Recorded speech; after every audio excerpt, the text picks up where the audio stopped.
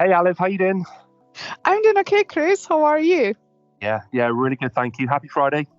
Happy Friday. So, I know that we haven't done a video in a little while. We've Yes. been helping out a load of customers with Copilot for Microsoft 365. I'm getting used to the new name change. Lots of things have happened since Ignite as well last week.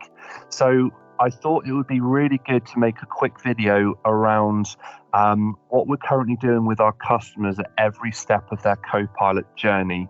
Oh, yes. Do you remember your life before Copilot for Microsoft 365? I know there was something to do with Microsoft Teams, but there was something that I was doing before Copilot, and no, it's great though. I mean, this is like probably, in my experience, probably the most exciting new product launch that I've been involved with, in terms of just the excitement from customers, colleagues. From my own experience, it makes so much sense as well, like why people need it. I say need it, but also it's a nice, people would want it as well. Not just a need, but a want. So I thought we could just go through some really great tools that we've been seeing that will help our customers or anyone that's interested in Copilot throughout every step of that Copilot journey. So I thought we started off first with sort of like a pre-purchase stage, where we've got a number of tools that are readily available for our customers. One of which isn't so much a tool; it's more about our own research around the work trend index, which we're always constantly updating based on all the research that we're doing around the world, interviewing many different customers and different end users from different walks of life. So I want to just quickly make a stop at the work trend index to show everyone that we have been gathering a lot of useful stats from a lot of our early access program customers, and the stats are amazing. I feel that, in terms of people using it and realizing the value, I think, it's starting to unlock a load of new capabilities. And actually, what better way of hearing that straight from the customers that are using it straight away? But those stats around time saved, better quality of work, reduced efforts, I feel like that would definitely help to build up a really good business case for our customers. I absolutely agree with you.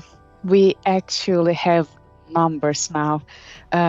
So the Work Trend Index report, I'll include the link into our LinkedIn post.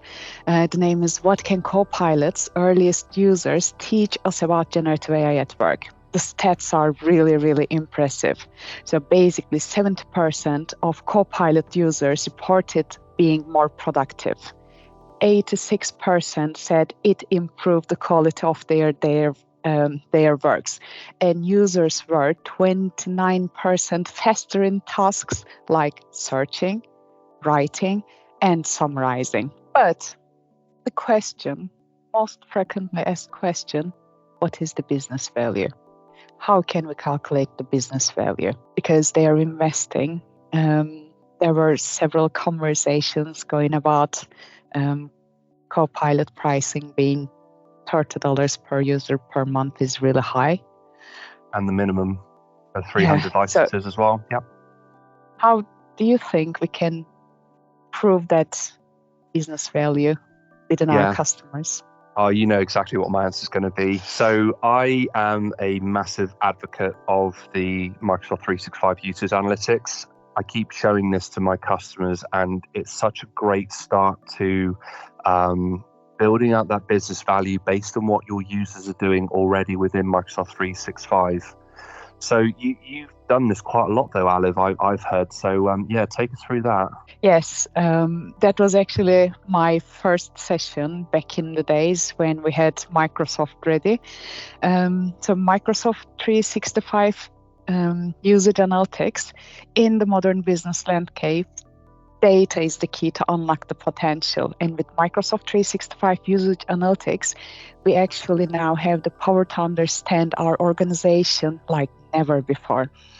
We can see who is making the most out of their Microsoft 365 tools and applications, and who might need maybe a little extra help with adoption and change management methodologies. The organizations, marketing, HR, or legal are using Microsoft 365 platform the most. This means that we can get the most out of Copilot for Microsoft 365 app. That would be things like understanding, how many emails that they've sent and received, how many documents they've been editing or syncing up to OneDrive, SharePoint, for example, their activities within Microsoft Teams as well. So all of these certain statistics where obviously Copilot for Microsoft 365 would help them with that, whether it's increasing their quality, reducing effort and time to execute in terms of those outputs as well. And this is how we are trying to use Microsoft 365 analytics tool within our early adoption customers as well. So they can select the right people to use Copilot for Microsoft 365. And you can, if you would like to, you can deep dive into different levels of reporting to say who is the best fit. Yeah, definitely. One thing that we've been working with our customers on is the agreement around those stats as well. So they agree that, the minimum threshold for an ideal Copilot user might be somebody who sends, 50 emails a week. They're in 60 meetings a month. They work on at least 2 documents a day. All of those thresholds can be calculated using the analytics. And also as well, like you mentioned before, they use it before they purchase Copilot, and then they also have a look at it after they've purchased Copilot as well and see the difference or possibly the increase. Somebody who's only in 1 meeting a day, after using Copilot, they're more comfortable to get involved with 5 meetings a day, for example. So that increase in output is also quite good to acknowledge and to review as well. And then moving forward with those numbers, we can then help our customers build that business statement as well. Now, we've done that already with our business value calculator, and we've launched loads of different modules with this calculator for all of our previous solutions like Teams meeting rooms, there's Teams phone, there's other things that we can bake into it that helps our customers visualize a return on investment. And especially with Copilot, there's a load of calculations around time saved as well, based on the average time saved.